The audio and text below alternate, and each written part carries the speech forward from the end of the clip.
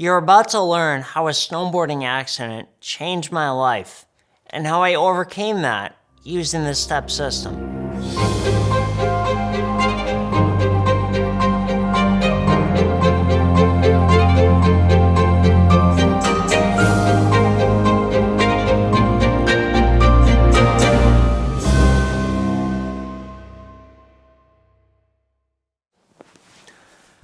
My name's Prefontaine, and this is my Oxford Talk. On a February afternoon, my friends and I had just got to one of our most exciting days of the week, ski club. On our first run, the chairlift went right over the terrain park where all of the jumps were. I knew as soon as I saw it that I had to go off the biggest jump in the terrain park.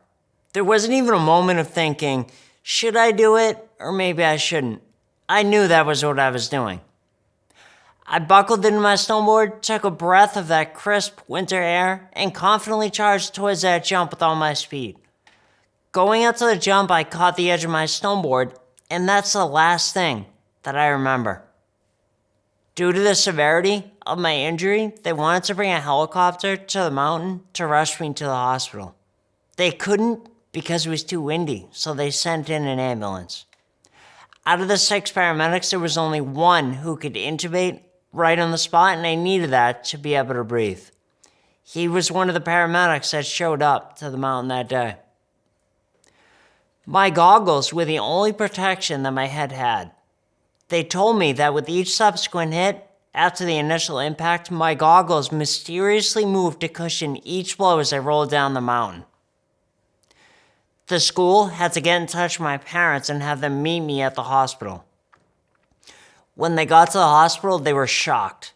My head and shoulder, where I made the initial impact, were bruised beyond comprehension. The doctors had to drill a hole for a shunt to be inserted into my brain to relieve the pressure. At this point, I was up for the count, but I can only imagine what it must have looked like to see a doctor standing over me, foot on my chest while he was drilling the hole into my head. Each time the doctors came into my room to share progress updates, my parents ushered them out of the room. Even though I was in a coma, they knew I was still taking in information. Especially in the early stages, these updates from the doctors were not very positive. They had to give them the worst case scenario. Once out of the room, the doctors told my parents I probably wouldn't be able to walk, talk, or eat on my own ever again. Even if I was able to come out of my coma, there was a good chance I don't need 24-hour care for the rest of my life.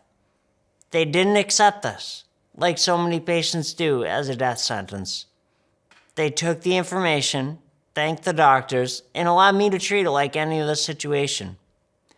As soon as I was aware of my surroundings and the work that was left in front of me, I got up, did the best that I could, and I kept getting better every day. After a month, I was transported to a rehab hospital in Boston. I still had a long road to go. The most that I could do was sit up in bed, supported by 3 nurses for only 8 minutes at a time. After that, I was sweating like I had just ran 6 miles. Although these nurses probably didn't appreciate me sweating all over them in these 8 minutes, this was one of my first steps. I didn't cling to my suffering. I chose not to look at the end result, which was the medically driven and inevitable outcome that could have catapulted me into overwhelm. By that, I mean an overwhelm of machines, doctors, what-ifs, whens, and catastrophic thinking. At this point, I had lost all control of the situation in front of me.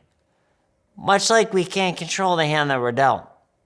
We can't control getting into an accident, the death of a loved one, being physically or sexually abused as a kid, but we can control what our next step is going to be. The time that we don't take any steps is when we get stuck. We become paralyzed. Instead, I looked at the present moment in front of me and took 1 step at a time. I kept taking the next step and the next, and less than 60 days later, I ran out of the hospital. Not a big deal, but since then I've run in 2 half marathons, a 10-mile race, and a 10K where I shaved 30 seconds off my per mile time. This support was instrumental in laying the foundation for the rest of my recovery. I didn't realize it at the time, but I was starting to use the very framework that would help me to overcome any obstacle throughout my life. That's the S.T.E.P system.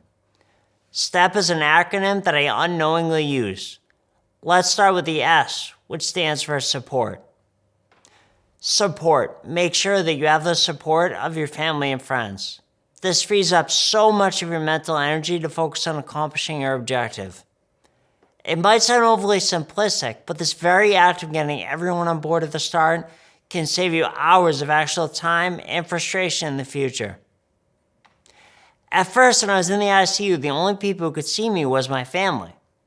It was important that my family kept an open line of communication to my friends, families, and teachers because this opened the doors to community support. It allowed the community to rally around me and visit as soon as they were allowed to. I was starting from scratch. To give you an idea, after I came out of the coma, they asked me if I had a brother or a sister.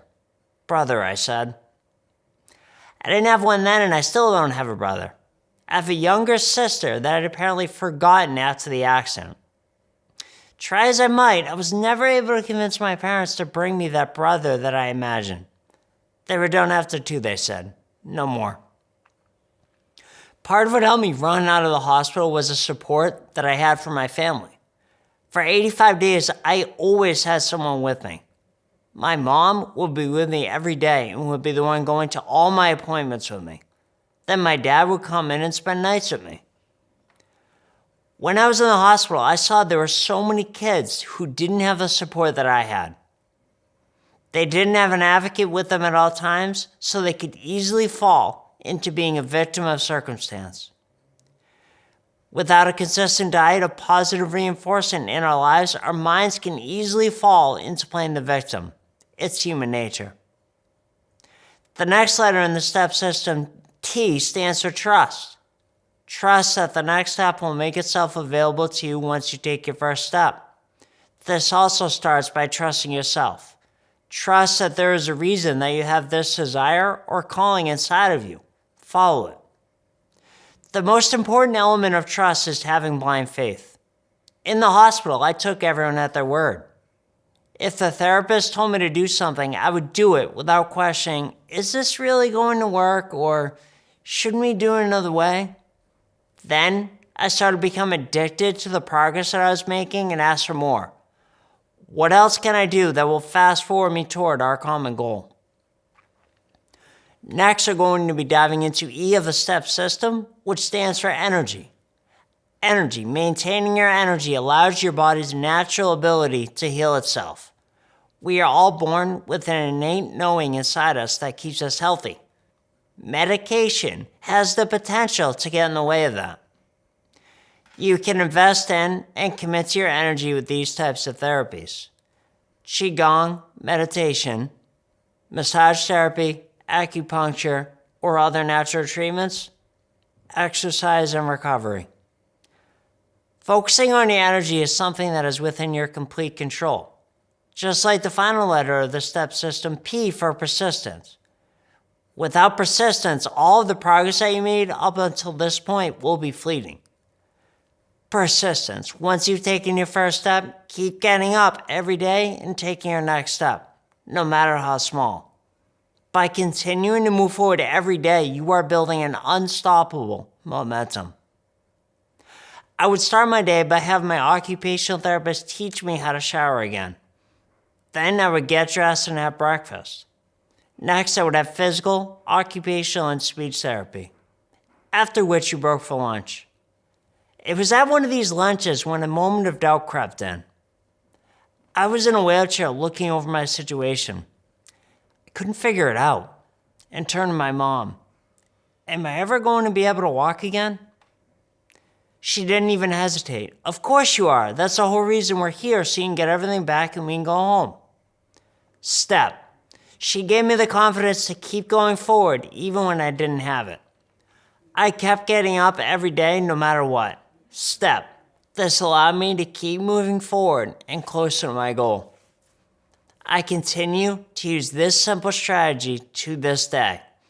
And that's why I keep learning, growing, and getting better every day. What if all life was a series of next steps? How much more effortless and stress-free would life be if all you had to think about every day was just taking your next step? There is so much overwhelm in the world.